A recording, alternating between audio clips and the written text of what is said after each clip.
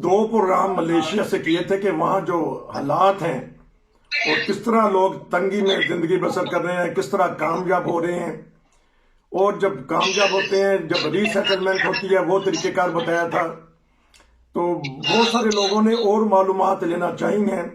हम आज फिर एक प्रोग्राम करते हैं। चलता हूं मैं फरूक साहब के पास। जी अस्सलाम वालेकुम।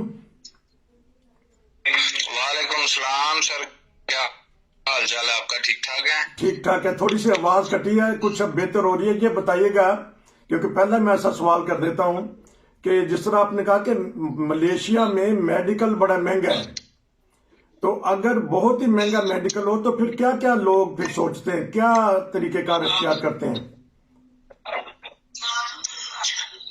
जी सर, मेडिकल के बारे में पहले भी कुछ डिटेल में दे चुका हूँ कि वो तो अपनी मदद आपके तहत ही उनको करना पड़ता है, क्योंकि हमें ज्यादा सस्ता नहीं मिलता। फॉरेनर को वैसे ही बहुत महंगा मेडिकल मिलता है।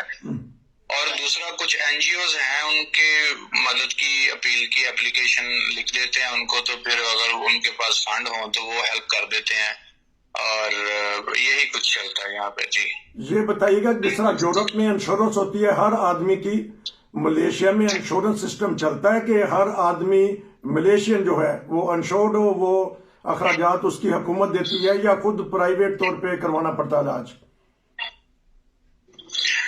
नहीं, यहाँ पे इंश्योरेंस सिस्टम नहीं है फॉरेनर के लिए, खास तौर पर रेफ्यूजी के लिए तो बिल्कुल नहीं है। अगर कोई मल्टीनेशनल कंपनी में काम करता है तो वो कंपनी उसको इंश्योरेंस करवा के देती है उस वर्कर को, वो वीजे पे है। लेकिन रेफ्यूजी के सिस्टम में कोई इंश्योरेंस कंपनी या कोई भी तावन नहीं करती। 1 साल के लिए यूएन ने स्कीम, एक प्रोग्राम बनाया था इंश्योरेंस का, 5 से 6 साल पहले की बात है। तो वो भी रेफ्यूजी को पे करने पड़े थे खुद से, पूरे साल के 100 या 150 रिंगिट था। तो उसमें भी उसको कुछ ना कुछ डिस्काउंट, जो अभी 50% यूएन के डॉक्यूमेंट में मिल जाती है, तो तब भी सेम ही था। अगर वो किसी सरकारी हॉस्पिटल में जाते थे तो उनको उस कार्ड के ऊपर डिस्काउंट मिल जाती थी, और इससे ज्यादा कुछ नहीं है। जी, तो आपने कुछ हल्का सा बताया था कि प्रेगनेंसी यानी बच्चे की पैदाइश में बड़ा खर्चा होता है, तो लाजमी तौर पे क्योंकि इंसानी नस्ल बढ़नी चाहिए, तो इस सिलसिले में हुकूमत नहीं कुछ मदद करती, या क्या तरीकेकार अख्तियार किया जाता है? सर, बच्चे की प्रेगनेंसी में अगर तो यहाँ के लोकल है तो उनके लिए तो कोई खर्चा नहीं है, उनके लिए फ्री है। और अगर उनको कुछ देना भी पड़े तो वो एडमिशन फीस, वो हॉस्पिटल में जो रजिस्ट्रेशन फीस है वो देनी पड़ती है यहाँ के लोकल को।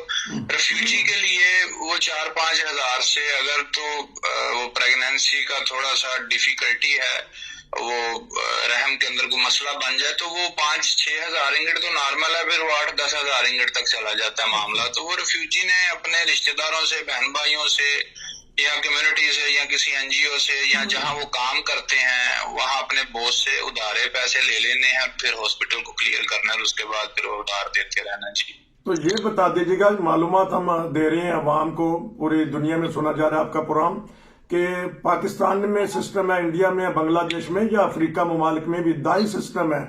तो वहाँ, क्योंकि यहाँ यूरोप में तो पैदाइश जो होगी वो हॉस्पिटल में ही होगी बच्चे की, इमरजेंसी अगर कोई जरूरत पड़ जाती है घर में, लेकिन वहाँ दाई सिस्टम नहीं है जो पुराने जमाने में चलता आ रहा है हमारे मुल्कों में।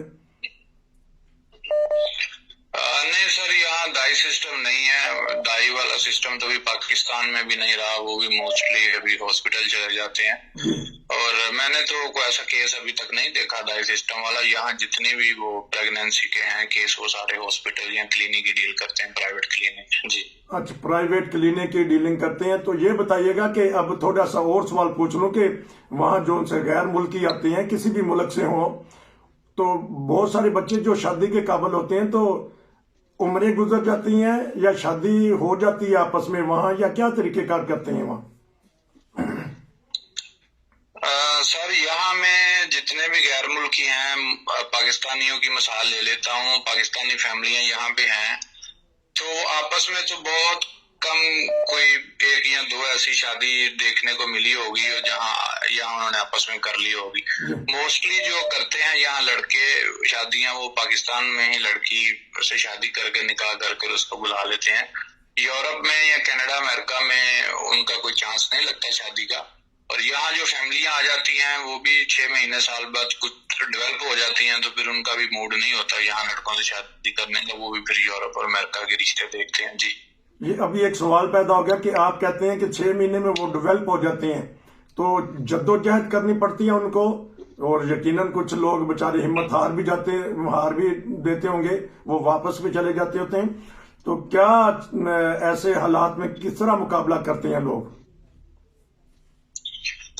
जी सर, सबसे पहले तो अगर कोई फैमिली आ गई है तो मोस्टली तो उनके जो घर वाले हैं वो काम करके मैनेज कर लेते हैं, और हाइश का जो उनका सिस्टम है वो, अगर कोई फैमिली रह रही है पूरा घर उन्होंने लिया हुआ तो उनसे रूम जो है वो रेंट पे ले लेते हैं और फिर अपना गुजारा कर लेते हैं स्टार्टिंग में। तो अगर यहाँ मोस्टली ये भी देखने में आया कि अगर लड़कियां या लड़के जितने भी फैमिली मेंबर हैं वो फिर सारे काम करना शुरू कर देते हैं, तो उससे फिर उनको ये है कि बड़ी जल्दी अपने आप को वो स्टैंड कर देते, 6 महीने के अंदर अंदर वो अपना घर भी ले लेते हैं रेंट के ऊपर किराए पे, और खुद को सर्वाइवल करना भी शुरू कर देते हैं। जी, क्योंकि अभी मीडिया में टेलीविजन पे भी चल रहा था कि वहाँ जो जाली एजेंट हैं वो किसी तरीके से पैसे लोगों से बटोर लेते हैं। अब हुकूमत भी उनके पीछे है, अदारे भी उनके पीछे हैं, लोग भी उनके पीछे हैं, वो करोड़ों रुपया लोगों के लेके खा गए हैं और भेजा कुछ भी नहीं, तो किसी को भी नहीं। तो मलेशिया आते हुए भी ऐसा खतरा होता है?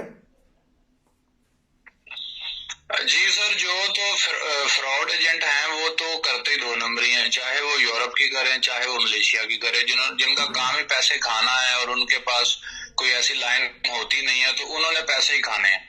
लेकिन मलेशिया के लिए ये खास चीज है कि ये भी बना दिया एजेंटों ने अभी, जो मसले उन्होंने खड़े कर दिए हैं एक नॉर्मल टूरिस्ट के लिए, जो पाकिस्तानी टूरिस्ट है जिसके पास ग्रीन पासपोर्ट है, अगर वो लीगल वीजा और टिकट और वो खुद ही सारा कुछ होटल बुकिंग रियल टूरिस्ट भी होगा तो उसको पाकिस्तान वाले ही नहीं चढ़ने देंगे। अच्छा। और अगर वो वहां से कुछ ले दे के चढ़ जाएगा तो फिर मलेशिया वाले नहीं निकलने देते, उसकी एग्जिट जो स्टैंप है उसको एंट्री नहीं देते।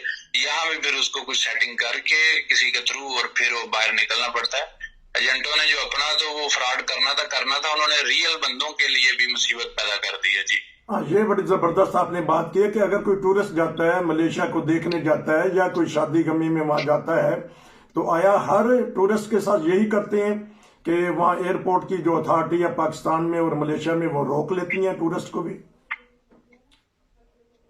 जी जी बिल्कुल ऐसे ही है ये तो, क्योंकि अगर पाकिस्तान से पूरा जहाज आ रहा है जिसमें से आधे टूरिस्ट हैं और दूसरे जो वर्क परमिट वाले हैं वो सारे के सारे पैसे पे करके ही आ रहे होते हैं, और एजेंटों ने पाकिस्तान में भी काउंटर सेट किया होता है इनके लिए और मलेशिया में भी काउंटर सेट किया हुआ है ताकि इनको ना वहां तंगी हो ना यहाँ। और ये पूरे के पूरे जहाज के अगर हिसाब कैलकुलेशन की जाए तो एक एक जहाज के पीछे इनको 50-50 हजार रिंगिट यानी पाकिस्तानी जो है वो लाखों में बच जाते हैं, तो हफ्ते में महीने में पता नहीं कितने जहाज आते हैं। तो ये जो कैलकुलेशन महाना है ये करोड़ों में बनती है, और किसी का मूड नहीं है कि वो फ्री में, क्योंकि वैसे भी अगर कोई लीगल टूरिस्ट भी आ रहा है रियल भी है तो उसने उसको एंटर करना ही करना है, ऑफिसर ने जो एयरपोर्ट पे बैठा है। अच्छा। तो अगर उसको वो स्टैंप लगाने के एंट्री के कुछ पैसे मिल जाते हैं तो वो फिर ये काम को बंद नहीं होने देते। अच्छा। हालांकि यहाँ पे बहुत ज्यादा ऑफिसर पकड़े भी गए थे, मलेशिया गवर्नमेंट ने पकड़े थे, ये न्यूज़ें आई हैं इनकी, लेकिन वो फिर भी काम जो है ये बंद नहीं, ना पाकिस्तान में हो रहा है ना यहाँ हो रहा है, क्योंकि ये करोड़ों की गेम का मामला है और ये बंद नहीं कर सकते। जी अच्छा, ये बंद नहीं कर सकते, वहां भी ऐसा बात आ गई है। लेकिन जो यूरोपियन जिनके पास पासपोर्ट होते हैं वो अगर आते हैं, कभी आपने सुना है उनको कोई परेशानी या तंगी या एयरपोर्ट पे भी उनको भी एशियन फॉरेनर जो है जो यूरोप से जाते हैं उनको भी तंगी का खतरा है? नहीं, मेरी क्योंकि वो ज्यादा एक्सपीरियंस नहीं रहा, मैं लास्ट टाइम जॉब कर रहा था होटल में जो रूम देते हैं किराए पे कमरे रात को स्टे के लिए, तो वहाँ एक आए थे इंडिया के थे लेकिन इटली के पासपोर्ट होल्डर थे और वो मेरे साथ उनकी गपशप हुई थी, तो अभी भी मेरे साथ उनका राब्ता है। उन्होंने मुझे बताया था कि जब मैं वापस जा रहा था इटली मलेशिया से शादी पे आए थे अपने किसी दोस्त के बेटे की, तो वापसी पे उन्होंने थोड़ा तंग किया था, उनको एग्जिट नहीं दे रहे थे, लेकिन वो फिर किसी के फोन करके किस तरह उन्होंने मैनेज किया और फिर वो चले गए। ये तंग करते हैं। जी अच्छा, क्योंकि अब 2-3 मिनट हैं, एक ऐसा सवाल मैं पूछने लगा हूँ क्योंकि बहुत सारे मुल्कों के वहाँ बच्चियां बच्चे हैं, तो यूरोप से भी ऑफर आ जाती है कि चले जी मलेशिया में हमारा एक बच्चा है, एक बच्ची है, हमारे रिश्तेदार हैं, हमारे जानने वाले हैं, खूबसूरत भी है, काम करने वाला भी है, मलेशिया में भी कोई ना कोई काम कर लेता है, यूरोप में भी आके कर सकता है। तो आप क्या महसूस करते हैं, जो यूरोपियन फैमिलियां होती हैं वो मलेशियन को तरजीह देती हैं पाकिस्तानी को? नहीं सर, जो अमेरिका और कनाडा या जो यूरोप की फैमिलीज हैं, पाकिस्तानी फैमिलीज, और यहाँ जो मलेशिया में पाकिस्तानी फैमिलीज रहते हैं, चाहे वो रिश्तेदार हैं, रिलेटिव्स हैं या दूर के जानने वाले हैं, यहाँ कम्युनिटी में आपस में रिलेशन रखते हैं। वो यहाँ रिश्ते नहीं, उनको ना बच्चियों के ना बच्चों के पूछते, वो तरजीह देते हैं कि अपनी बच्ची या बच्चे का जो रिश्ता है वो पाकिस्तान में कर लिया जाए, जो यूरोपियन या अमेरिकन ममालिक वाले लोग हैं। अच्छा। वो कहते हैं पाकिस्तान में चाहे कोई नकट्टू भी मिल जाए लेकिन पाकिस्तान में कर लिया जाए, बजाय कि ये जो लोग उनके नजदीक एक वो जहन बना हुआ है कि ये लोग फंसे हुए हैं मलेशिया में कई सालों से, थाईलैंड में, या थाईलैंड और मलेशिया में ज्यादा देर में लोग बैठे हैं, श्रीलंका का तो जल्दी हो जाता है। तो उनका माइंड सेट ये है कि ये लोग फंसे हुए हैं और ये चाह रहे हैं कि किसी तरह से रिश्ता करके यहाँ से आगे निकल जाएं और जाके सेट हो जाएं। हालांकि यहाँ जो बच्चियां हैं, यहाँ बच्चे हैं, वो हार्ड वर्कर हैं। अच्छा। वो 12 से 14 से 16 घंटे डेली काम करते हैं, और क्योंकि उन्होंने अपना सर्वाइवल खुद करना है। लेकिन उसके अगर अपोजिट देखा जाए तो पाकिस्तान में कुछ भी ना करता हो, बिल्कुल वो नकट्टू नकम्मा हो, तो उसको तरजीह दे देते हैं, उसको अपनी बेटी या जो भी जिगर का टुकड़ा है वो दे देते हैं। लेकिन यहाँ जो हार्ड वर्कर बैठे हुए हैं और जिन्होंने सारी मैनेजमेंट की होती है अपने घर की, उनको तरजीह नहीं देते, और वो बेचारे यहाँ 10 12 सालों से ऐसे बैठे हुए हैं। जी। तो नहीं, तो वो एक तरफ से सही तो सोचते हैं कि अगर हमने बच्ची या बच्चे की वहाँ शादी कर दिया तो मलेशिया में वीजे का तरीकेकार क्या होगा? उसको दोबारा पाकिस्तान में जाके अप्लाई करना पड़ेगा यूरोपीय एम्बेसी पे, या वहीं से भी वीजा लग जाता है? किसी का सुना है आपने कोई केस ऐसा हो कि किसी ने शादी की हो और मलेशिया से उसका वीजा यूरोपीय कंट्री का लग गया? जी,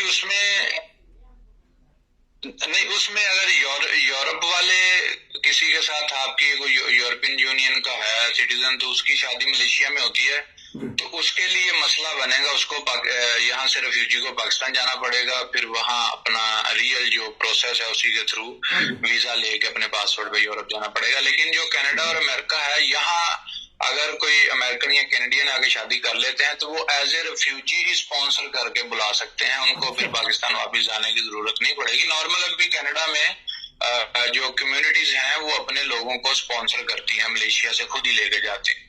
और अमेरिका तो सबसे ज्यादा रिफ्यूजी लेने वाला कंट्री ही अमेरिका है, और अगर किसी की स्पॉज वहां बैठी होगी या बैठा होगा तो वो बड़ी जल्दी इन्हीं एनजीओ के थ्रू ही अपनी वाइफ को या हस्बैंड को स्पॉन्सर कर बड़ी जल्दी बुला सकते हैं। ये तो आपने बड़ी ब्रेकिंग न्यूज दे दिया है अमेरिका और कनाडा वालों को कि अगर वो अपने बच्चियों की शादी मलेशिया या थाईलैंड वगैरह में करें तो वो अपने पार्टनर को, अपने साथी को उन्हीं कागजात पे मंगवा सकते हैं जो उनके पास मलेशिया में है। ये सही समझा हूँ आपकी बात? जी बिल्कुल ऐसा ही है, क्योंकि अमेरिका और कनाडा तो रिफ्यूजी होस्ट करने में सबसे अव्वल कंट्रीज हैं और माइग्रेशन में वो बहुत ज्यादा रिफ्यूजी लेते हैं। यूरोप के लिए मसला है, यूरोप ऐसा नहीं करता। यूरोप रिफ्यूजी यहाँ मलेशिया से जिनकी माइग्रेशन होती है वो अमेरिका कनाडा मोस्टली होती है, यूरोप में नहीं जाती। कोई 1-2 फैमिली चली गई तो वहाँ कोई ऐसा कानून नहीं है। लेकिन कनाडा ने तो अपना G5 और फैमिली प्रोग्राम, वो स्पॉन्सरशिप और पैलेट, ये सारे रिफ्यूजियों के लिए बनाए हुए हैं, और यहाँ से कितने रिफ्यूजी जा चुके हैं। तो अगर सिर्फ एज ए फैमिली रिलेशन या एज ए फ्रेंड अगर आपको स्पॉन्सर पे लेके जा रहा है कनाडा में मलेशिया से, तो वो क्यों अपनी वाइफ या हस्बैंड को क्यों नहीं लेके जा सकता? कितनी देर लगती है? आखिरी 1 मिनट हम बता दीजिएगा, कितनी देर लगती है एक साथी को या एक गैर मुल्की को वहां से लेके जाने में, अमेरिका और कनाडा? अगर तो फाइल जो स्पॉन्सर की फाइल है अमेरिका या कनाडा की, अगर वो बिल्कुल रेडी है और उसको सबमिट कर दिया, तो सबमिट करने के ठीक 12 से 15 महीने के अंदर सारा प्रोसीजर क्लियर करके वो ले जाते हैं। लेकिन कुछ केस में वो थोड़ा डिले कर देते हैं। एक कोरोना आ गया था तो 2-2, 3-3 साल से लोगों केस लटके हुए थे। लेकिन नॉर्मल जो उनका प्रोसीजर वो अपनी वेबसाइट पे अपलोड कर देते हैं। नाज़रीन वो बता देते हैं 12 महीने, 15 महीने, 18 महीने, उस हिसाब से वो ऊपर नीचे करते रहते हैं अगर लेट हो जाए तो। नॉर्मल तो इतना वक्त पाकिस्तान में बल्कि इससे ज्यादा भी लग जाता है। हमारे पास कोई ऐसे केस भी हैं कि 2-2, 3-3 साल बच्चे को या रिश्तेदारों को वहां इंतजार करना पड़ा, तब जाके उसको जर्मनी का या यूरोप का वीजा मिला। एक खबर नाज़रीन आपको बता दी है कि मलेशिया में या ऐसी जगह पे अगर हम रिलेशनशिप के जरिए किसी को बुलाना चाहें तो हम आसानी से बुला सकते हैं। तो इंशाल्लाह आपसे दोबारा रब्ता करेंगे और वो वहाँ के जो मसाइल हैं छोटे छोटे वो उसके ऊपर बात करेंगे। वहाँ यकीनन तौर पे कोई ना कोई इसका हल निकलता होगा। आपका शुक्रिया। नसीर को इजाज़त दीजिए। अस्सलाम वालेकुम।